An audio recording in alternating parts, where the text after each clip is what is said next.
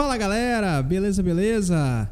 Hoje nós estamos aqui para mais um vídeo no canal Portal do Construtor e estaremos dando continuidade ao vídeo anterior que nós fizemos falando sobre a fabricação de tijolos, né? Na verdade, como montar a sua fábrica de tijolos ecológicos, e hoje nós estaremos embasando um pouco mais esse vídeo de uma maneira mais técnica, porque nós falamos aí sobre mitos, falamos sobre a questão de você comprar o seu equipamento para poder fabricar os seus próprios tijolos, se compensa você comprar o seu equipamento, se compensa você comprar de uma fábrica, né, que já existe. Então hoje, para que essa conversa, para que esse bate-papo não fique aí, né, Igor, de uma forma flutuante, nós estaremos embasando. Como técnico que nós somos, né, como engenheiros que nós somos, nós estaremos aí falando sobre as normas que regulamentam a fabricação do tijolo ecológico, certo?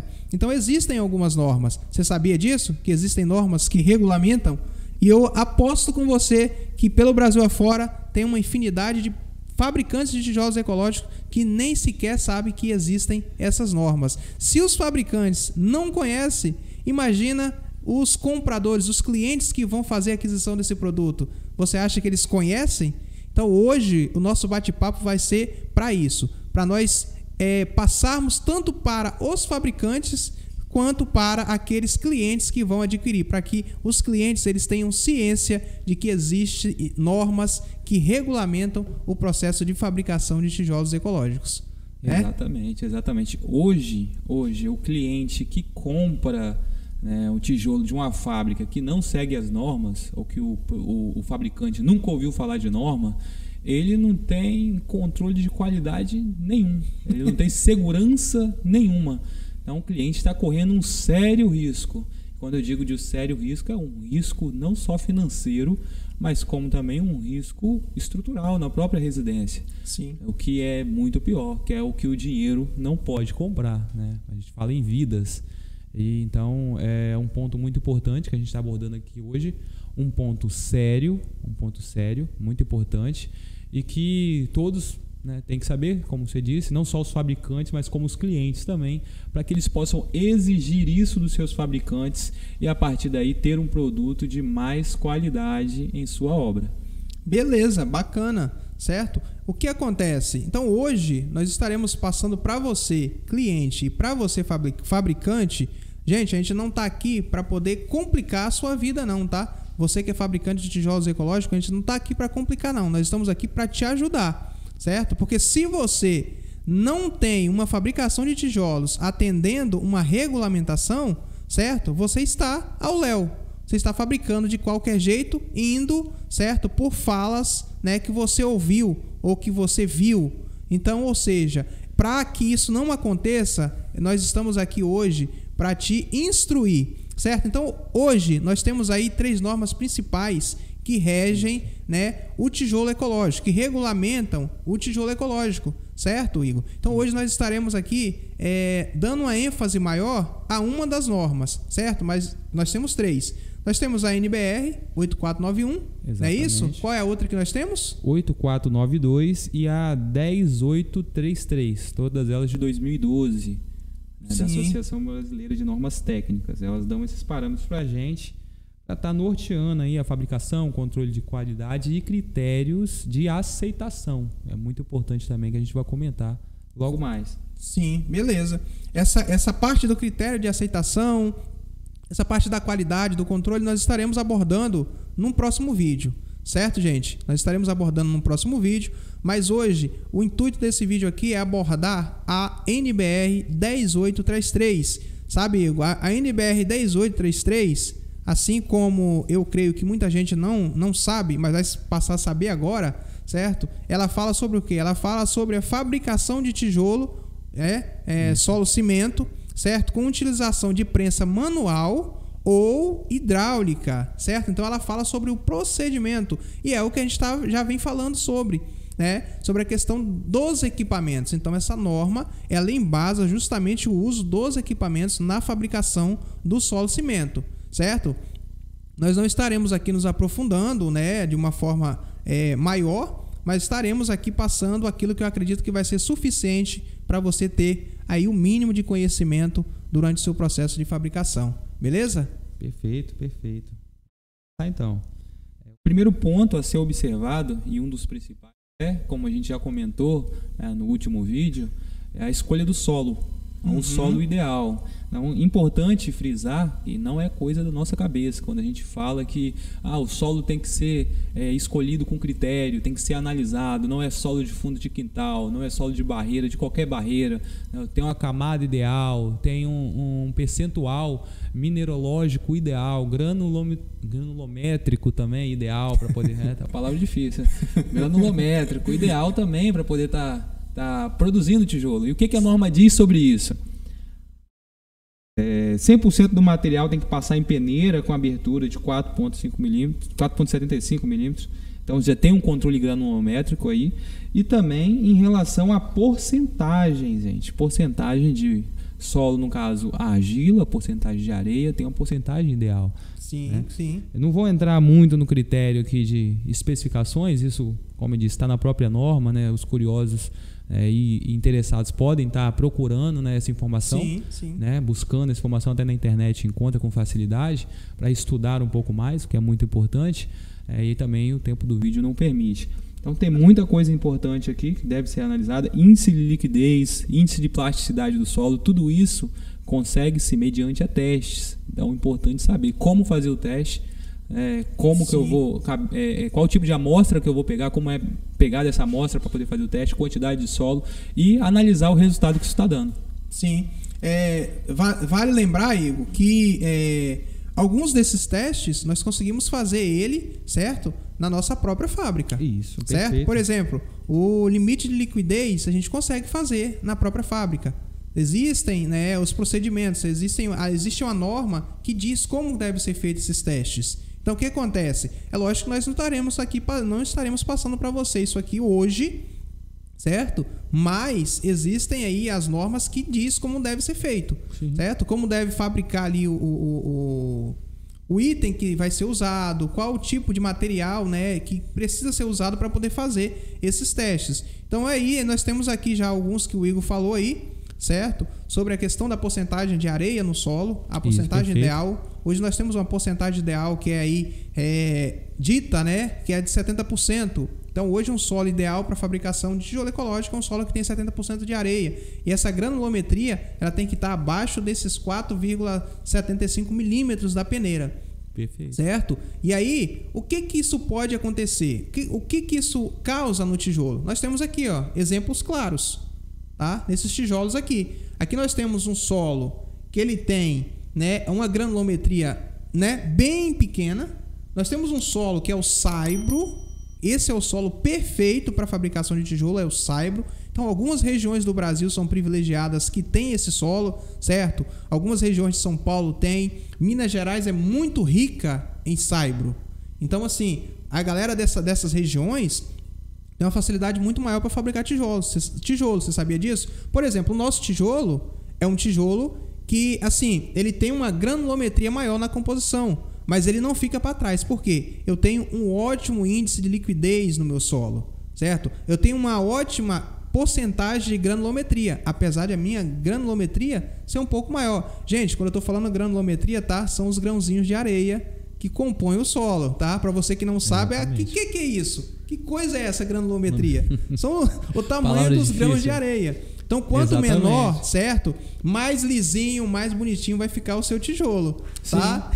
Não é isso, Igor? Perfeito. Ou eu tô falando errado? Inclusive, há formas de correção, né? Por exemplo, eu não tenho a granulometria ideal, né? O que eu faço? Olha, tem várias coisas que podem ser feitas. Inicialmente, né, o principal produto que pode ser adicionado é areia fina, para estar corrigindo a granulometria. Lógico que encarece um pouco mais o tijolo, tem que ser analisado de acordo com o tipo de solo, para você não estar aumentando demais a porcentagem de areia, né, no seu solo, na sua mistura, mas é uma das soluções. É uma das soluções e pode ser aplicada e fica com acabamento sensacional. Aumenta, né? Isso melhora a compacidade do tijolo. O que é compacidade? É os vazios que ficam no tijolo. Por exemplo, no nosso tijolo, nós poderíamos acrescentar areia fina aqui, certo? ele ficaria muito mais liso. Mas já é um tijolo de extrema qualidade. Para mim, a qualidade desse tijolo é excepcional. É um tijolo, inclusive, aí que tá acima, né, do que a norma diz para tijolo ecológico. A gente usa, por exemplo, a norma de bloco estrutural para embasar a fabricação do tijolo ecológico. Isso. O nosso. Então, hoje o nosso tem mais de 4 MPa de resistência. Isso eu posso afirmar com certeza. Perfeito. Certo? Inclusive, é um dos itens que a gente vai falar aqui, que é o uso desses aditivos, uso de aditivo. Tem aqui na norma que a gente vai falar sobre ele, para poder melhorar a resistência, melhorar a moldagem e tudo, certo? Perfeito. Um segundo item, você falou primeiro sobre o solo, certo? Isso. Então ficou bem claro aí, né, gente, que não é qualquer solo. Eu não tenho que ir lá e pegar do meu quintal, porque se o meu solo tiver um índice orgânico além do que precisa, ele interfere diretamente, certo, na hidratação do cimento, Igor. E o que isso pode causar? Exatamente. Como antigamente havia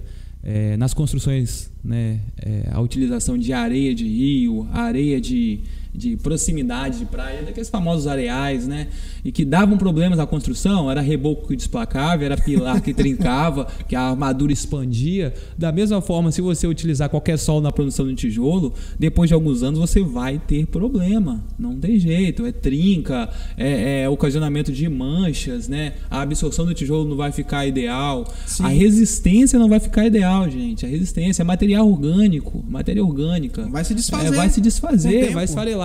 Por isso que a gente vê tantos casos de clientes que chegam até a gente, muitas vezes falando, meu Deus, mas isso não esfarela? Ele não desmancha. Nossa, meu Deus do céu, eu já vi cliente aqui perguntando se ele não desmanchava na chuva. Mas como que pode a gente estar produzindo o tijolo para fim estrutural, para construção de uma resistência, e ele desmanchar na chuva? Não tem condição. Então é tanta coisa que se enfia na cabeça do cliente por aí na internet, que é de uma importância enorme esse vídeo explicativo, para que a gente possa estar trazendo esse tipo de informação para vocês e vocês influenciando de forma positiva o cliente de vocês, os profissionais da sua região. Sim. E que a gente consiga disseminar essa informação positiva, essa informação técnica também, que vai trazer o controle e o nível de qualidade que a gente precisa para o produto em todas as regiões do Brasil. É isso aí, meu camarada. É desse jeito, tá? A gente já falou do solo, certo? Que falamos de algumas características. Agora, vamos falar o cimento, certo? Sim. Gente, lembrando que nós estamos falando aqui para fabricação de tijolos, ok? Isso independente do seu equipamento. Se é uma máquina manual, se é uma máquina hidráulica, mais mecânica, certo? Ou se é uma máquina automática, independente. Nós estamos falando aqui de fábrica de tijolos ecológicos. E hoje nós estamos dando aqui para você um conteúdo muito rico, certo? Que é para você... Né? Uma aula, exatamente. Uma aula. Que é para você entender que não é de qualquer jeito, né? Para você se regulamentar e para que você, cliente, também tenha esse conhecimento. Para que você não chegue lá numa fábrica de tijolo ecológico e chegue no escuro, ok? Nós estamos dando uma luz para vocês aqui, galera. Vamos falar um pouco sobre o cimento, certo? Hoje, o cimento mais utilizado, Igor, na fabricação de tijolos ecológicos é o CP5, certo? Por que a gente utiliza o CP5? Né? Ah, Ezequiel, mas eu posso utilizar outros cimentos? Pode, certo? A questão é, para quanto tempo eu preciso desse tijolo, certo? Existe aí vários cimentos, CP2, CP3, CP4, né? E o CP5. Então nós temos o CP2, que é para usos estruturais, né? Pontes, obras estruturais grandes. Temos o CP3, que é o mais comum, né? Pelo Brasil afora. Sim. E temos o CP4, que é um cimento aí, não é muito utilizado, já fiz o teste, tá? Inclusive eu não recomendo o uso, eu não gostei do resultado. Não estou dizendo aqui, gente, que não, você pode utilizar. Mas existe um tempo mínimo aí de cura, né, desse cimento. Perfeito. Por que a gente usa hoje o cimento CP5, gente? Produtos manufaturados. São produtos que precisam de uma rapidez na fabricação e de uma agilidade na entrega. Não é isso, Igor? Exatamente. Então eu acredito que o CP5 ele vai te possibilitar essa rapidez maior no processo de entrega ou de fabricação, não é isso? Praticamente todos os produtos pré-moldados, eles trabalham com CP5. Na verdade, pega rápida, né? Uhum. Vigotas pré-moldadas, blocos, elementos estruturais, vigas, né? Sapatas pré-moldadas, que hoje em dia também tem, né? Pilares pré-moldados. Elementos por si só que precisam ser uniformes, eles são feitos com CP5. né, geralmente para poder ter a cura rápida com a resistência inicial que você precisa. Eu preciso tirar esses tijolos com quantos dias da minha fábrica?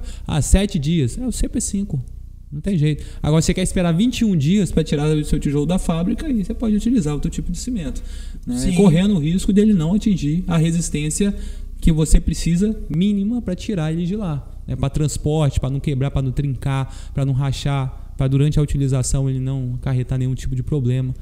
Fora o processo de molhagem que talvez vai ser necessário para a hidratação, para ele não ter fissuras por retração. Então tudo isso tem que ser analisado. Bacana. Informação importante, tá, gente? Então, você que tem aí uma fábrica, tá? Nós recomendamos, tá? Nós não estamos impondo para você, não. Você pode utilizar o cimento que você quiser. Mas se você tem uma certa urgência na entrega do seu produto, então nós recomendamos o CP5. Certo? Porque o CP5, Igor, ele, além de ter proporcionar esse tempo mais rápido no seu uso, certo? Ele também facilita na hora da moldagem ali do produto. Porque ele é um cimento de pega rápida que a gente chama. Então, né, rapidamente ele vai começar a curar, vai começar a ter a pega que a gente chama. Vai começar a agir e o material vai, né, endurecer, ok? Então, você pode utilizar o cimento que você quiser. Fique à vontade. É só uma dica, beleza? Vamos falar agora sobre a questão da água, certo? Sim. Então, só lembrando, tá, gente? Nós estamos falando especificamente aqui alguns tópicos da NBR 10833, que é a utilização das prensas aí manual hidráulica na fábrica de tijolo, e falando especificamente sobre o solo e como deve ser fabricado, tá? Vamos falar um pouco sobre a água aí? Perfeito. A água não tem muito mistério, né? A água não tem muito mistério. Falando sobre água, você tem que trabalhar com água pura, entre água encanada, água da própria concessionária dessa região. Gente, a gente fala isso, vai parecer até brincadeira, né? Mas lógico que eu tenho que trabalhar com água encanada. Não. Tem gente que monta a fábrica no fundo de quintal, quer pegar água de rio, né? Água de poço, de qualquer forma, né? Dependendo do local onde vai ser produzido, o ambiente rural. E não é assim. A água de poço, a água de rio, ela contém sais minerais, é a água mais pesada. Perfeito. Até para beber, né? Tem uma diferença. Quando você bebe a água da roça, vai na roça, bebe água, tem gente que passa até mal, tem dor de barriga. Porque a água ela tem um teor mineralógico diferente, ela tem sais minerais muito mais incisivos do que a água que é tratada pela nossa concessionária. No nosso caso aqui é a Cesan. Então, se você está indo produzir o seu tijolo num ambiente rural, tome cuidado também com a água. Ela pode afetar no seu resultado final, na qualidade do seu tijolo. Igor, mas onde vai afetar? Na composição ali, na hora da química entre o cimento, a água e o seu agregado. Então é muito importante também tomar cuidado. É um ponto, parece mínimo, parece besteira, mas não. Tudo é importante, a norma aborda tudo. Se ela colocou aqui esse ponto, é justamente por conta disso. É importantíssimo estar observando isso também. Beleza. Galera, tem alguns pontos aqui, certo, que a gente vai pular. Eu vou deixar aí, tá, como tarefa de casa para vocês pesquisarem, certo? Sobre caracterização do solo, nós já falamos aí um bocado sobre isso, tá? Procedimento de dosagem. O que quer dizer esse procedimento de dosagem? Isso quer dizer o seguinte, isso é aquilo que a gente vai fazer para usar numa outra NBR, que é sobre a questão da resistência, a compressão Perfeito. E absorção de umidade. Então ela fala que de cada traço que for feito, certo? Precisa ser retirado 20 tijolos e esses tijolos precisam ser deixados curados ali. Depois, aleatoriamente, você vai selecionar uma quantidade de tijolos e vai mandar para o laboratório. Inclusive, ele fala o seguinte, que aí, para você escolher esses tijolos, você tem que ter aí o lote mínimo de 10 mil, tá? É só lembrando, não é a cada 10 mil não, gente. Porque, por exemplo, no nosso caso, nós estamos fabricando tijolo aí com um solo que já tem o quê? Tem 3 anos que a gente retira o solo da mesma barreira. Sim. Da mesma barreira, não mudamos de barreira. Então, assim, mudou um pouco a granulometria? Mudou, beleza. Mas a composição do solo continua a mesma. Então, nós fizemos aí 2 testes laboratoriais, certo? Então, até hoje não mudou. Então, ele fala que o mínimo é 10 mil.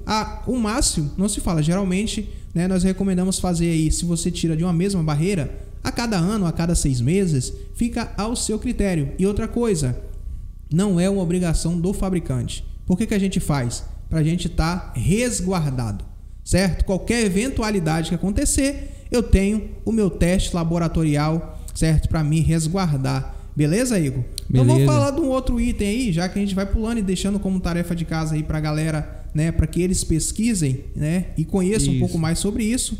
Fala aí um outro item aí que você acha importante e interessante nesse processo. Importantíssimo agora, vamos pegar no calo de muita gente.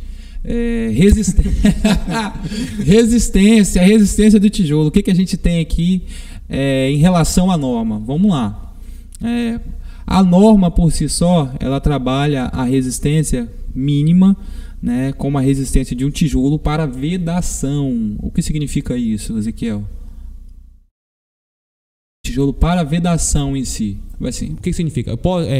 Essa resistência mínima que a norma aborda aqui, ó, ela trabalha assim, fala assim, a resistência mínima para a produção do tijolo é de 2 MPa. É resistência para tijolo de vedação. Posso construir uma casa com ela normal e é seguro?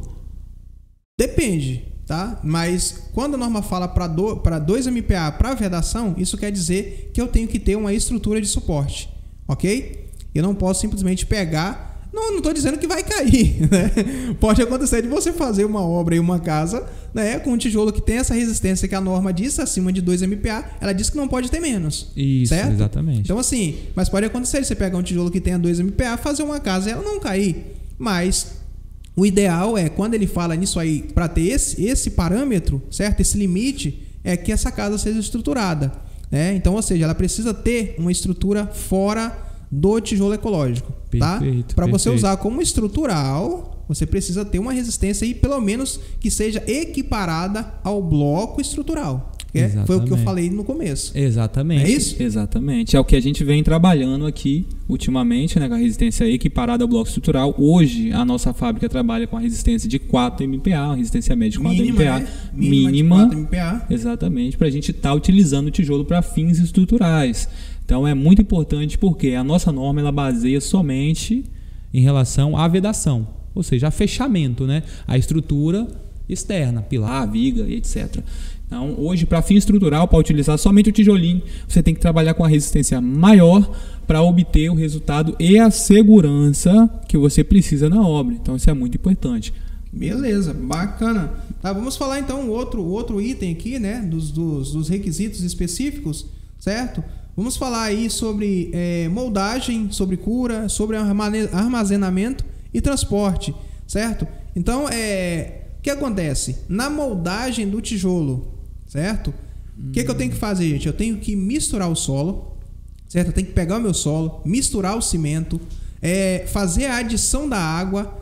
Qual é a porcentagem, Ezequiel? Você está falando, mas você não falou nada de porcentagem de água, né? Para fazer essa mistura. Igor, a porcentagem ideal hoje de água, você sabe qual é a porcentagem ideal de água hoje para ser adicionada à mistura? Para que você tenha uma boa moldagem? Rapaz, aí você me pegou, hein? Não sabe, cara? Aí você me pegou. Não brinca, meu. Quantos por cento de água? Ó, hoje nós trabalhamos aí com uma média de 12 a 15% de umidade, certo? Então, assim, o que acontece?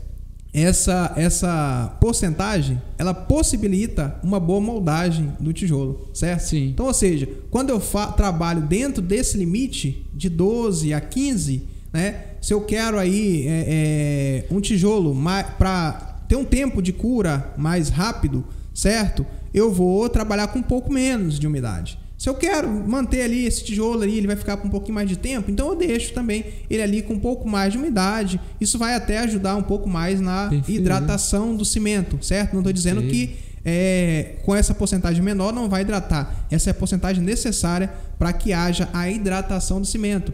Então isso precisa ser levado para mistura, certo? Seja ela mecânica, seja ela manual. Quando eu digo mecânica, gente, é utilizando a betoneira, tá? É utilizando aí um multiprocessador, um misturador. Quando eu digo manual, certo?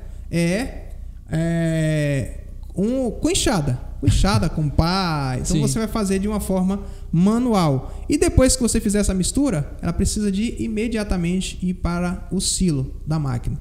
Não pode ter um intervalo de tempo muito grande, Igor, porque o cimento já vai começar a agir e se demorar muito, né, ele já vai perder aí uma capacidade dele, que é a capacidade de endurecimento, certo? E daí não vai conseguir é um tijolo com qualidade, um tijolo com uma boa resistência. E outra coisa, passando o tempo também, ele vai ficar ruim de ser retirado do molde, tá? Então a gente precisa estar atento a isso também. Aí vamos falar um pouco e fala um pouco sobre o processo de cura, né? Nesse tempo que você está aí com a gente, que você tem acompanhado a nossa fábrica, eu acredito que você já tem um pouco de entendimento sobre o processo de cura. O que você vê lá, como que a gente faz, o jeito que a gente faz. Sim. Uma pincelada rápida aí pra gente. O processo de cura, por si só, ele começa imediatamente a partir do momento que o tijolo é retirado da fabricação. Então, começa a parte de armazenamento e cura, né? O tijolo ele pode ser retirado imediatamente, iniciar o processo de vedação, com papel filme, stretch, que a gente utiliza aqui na nossa fábrica, e ele começa o processo de evapotranspiração, como a gente chama aqui. O momento em que a reação química do cimento aquece, evapora a água da composição, ela fica presa na camada de stretch e retorna novamente absorvida pelo próprio tijolo, e isso vira um ciclo, né, que acaba trazendo ali a resistência ideal final dentro do processo de cura do tijolo. Então é um processo de cura seca, que a gente não trabalha mais molhando o tijolo todo dia diariamente, e isso economiza muito em água, né? É importante frisar, não é economia em dinheiro em si, mas em benefício ao meio ambiente pela utilização menor do recurso natural, que é um recurso finito, né? Muito importante falar isso. Quando se trabalha com tijolo ecológico, tem que ter processos que remetem ao fim ecológico. E o processo da nossa fábrica hoje é focado nisso. Diminuição de processos e utilização de insumos naturais. Então, a gente tem esse processo no nosso procedimento de cura, que é muito positivo para o meio ambiente também. Beleza, bacana. Depois dessa fala aí, eu vou para um último item aqui, para a gente finalizar o nosso bate-papo hoje, que é sobre o armazenamento e transporte. Hoje nós temos aí uma grande dificuldade, certo? Que é relacionado ao transporte. Hoje a questão do transportar os tijolos, por exemplo, na nossa fábrica, nós trabalhamos de forma com o modelo FOB, que é aquilo, o cliente ele é responsável por transportar o seu tijolo. Ele vai comprar e vai retirar na fábrica aí o tijolo, ok? A gente não se responsabiliza por entregar, justamente porque a gente vende a um preço mais acessível no mercado, para que o cliente tenha aí essa responsabilidade de transportar. E aí, para que eu possa transportar esse tijolo com segurança, Igor, eu preciso fazer o quê? A norma diz o seguinte, que eu preciso depois, na verdade a gente já fabrica e já paletiza ele, mas a norma diz que eu preciso paletizar esses tijolos, e no nosso caso a gente paletiza e estrecha o tijolo. Então a gente já faz aí, a gente já elimina um monte de processo. A gente não fabrica ele, deixa ele secando para depois a gente colocar ele no pallet. A gente já tira direto do equipamento, já coloca no pallet, depois a gente estrecha e ele já vai começar o processo de cura. Ele vai ficar ali 7 dias nesse processo e depois a gente já está liberando ele já vai atingir a resistência, né, a máxima, e a gente já libera esse tijolo para ser levado para uso na obra. A norma diz que ele pode ser usado após 14 dias, mas isso é para o cimento que não é o CP5, ok? Utilizando o cimento CP5, com 7 dias você já pode levar esse tijolo para a obra. Então, galera, é isso aí. Hoje o nosso bate-papo foi mais específico, mais voltado para a parte técnica. Perfeito. Eu acredito que tenha ficado aí bem claro. Acredito que para você que ainda não conhecia as normas, a partir de hoje você vai conhecer um pouco mais. É claro, assim que você assistir esse vídeo. Eu já quero deixar para você aqui, né, mais uma vez. Você que não é inscrito aqui no nosso canal, se inscreve aqui no nosso canal, deixa o seu like, deixa o seu comentário e não esquece de ativar o sininho para receber as notificações referente aos vídeos que a gente vai estar postando, tá? E aí, exatamente, eu vou deixar o Igor falar aí, dar as considerações finais para a gente estar encerrando esse bate-papo de hoje. Gente, muito obrigado novamente, né, pela audiência, por estar aqui com a gente. E para quem achou que tijolo era brincadeira, tá aí a prova de que a gente tem muito conteúdo técnico para se referenciar, para se basear, para trazer o padrão de qualidade que a gente precisa para o mercado. Muitas vezes não é evidenciado, não é falado, mas existe, está aqui e a gente comprova. Então é muito importante a gente estar trazendo esse conteúdo e vocês estarem, né, com a gente nisso, para que vocês consigam estar acompanhando não só fabricantes, mas como clientes também, e conseguirem estar obtendo um produto de qualidade e a obra perfeita como ela tem que ser. É isso aí. Só lembrando, né, como diz o nosso amigo João Kovacs, nós não estamos aqui brincando de ser fabricantes de tijolos. Exatamente. Nós estamos aqui fazendo uma coisa séria, uma coisa que lida com o sonho de pessoas, que lida com vidas e com muitas vidas. A partir do momento que você constrói o sonho de alguém, que é construir uma casa, você está se responsabilizando por bastante vidas. Além daquelas pessoas que estão construindo a casa, certo? Aquelas pessoas que irão visitar. Então, isso é coisa séria, gente. Não é brincadeira. Fabricar tijolo não é brincadeira. Então, vamos levar isso a sério. Vamos estudar, vamos pesquisar, vamos buscar conhecimento para que nós consigamos atingir aquilo que a gente precisa, Igor, que é a excelência e a qualidade. E isso é algo que a KSM, ela preza muito. E aqui a gente encerra o nosso bate-papo. Quero agradecer a todos que estiveram conosco até agora. Fiquem com Deus e até o próximo vídeo. Fomos!